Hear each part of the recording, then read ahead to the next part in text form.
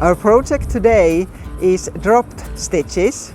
It's a bit like lace and looks like this here.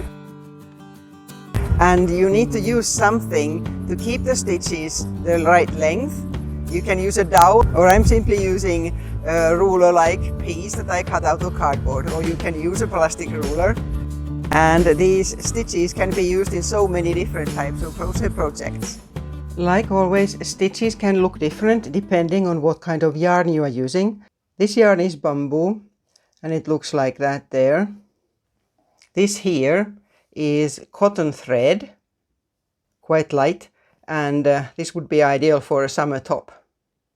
You can add drop stitch rows anywhere in between whatever other stitches, but the row before has to have even stitches, like a row of double crochets or single crochets in every stitch. This one that I'm working on, I made one row of the dropped stitches there, and now I'm going to make another one here. And with this one, I have a row of single crochets that I'm going to attach these loops to. You need something that's going to help you keep the stitches even. So I just cut this out of cardboard.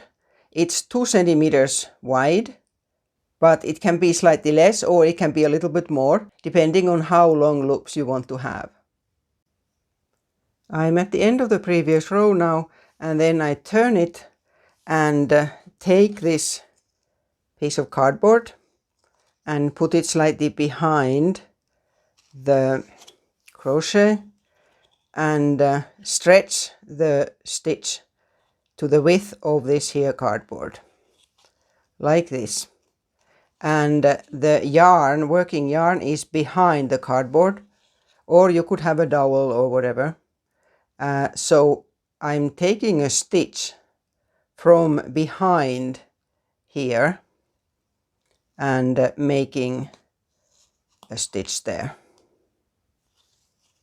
So here's the first one. And then you need to keep this here fairly tight and insert the hook in the next stitch and get the yarn there so it stays behind the cardboard, and pull a stitch again to the height of this here ruler looking thing, and again get the yarn from behind and make a stitch through these 2 loops there now. So now we've got 2, and we continue the same. Insert the hook in the next stitch, get the yarn from there, keeping it behind the cardboard, and pull it to the same height as the others and make a stitch like that there. I'll do one more. So hook there, yarn, stretch, and a stitch like this here, and then just continue the whole row like this. And please subscribe to my channel if you haven't yet. Here's the whole row done.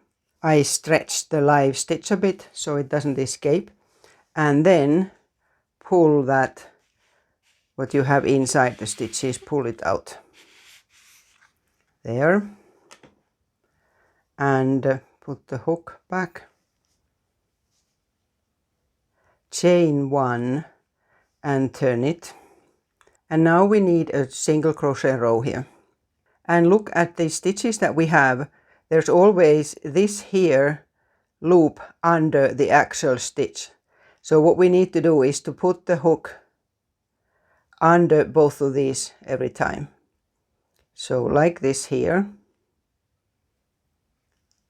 and a single crochet. There's this one and that one under them both. The reason is that the way we made these loops, these ones aren't properly attached. They will sort of go loose if you don't attach them with this single crochet row. So here, there, and like this to the other end. There again next.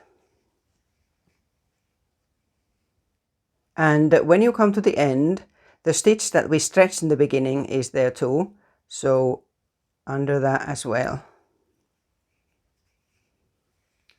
like that.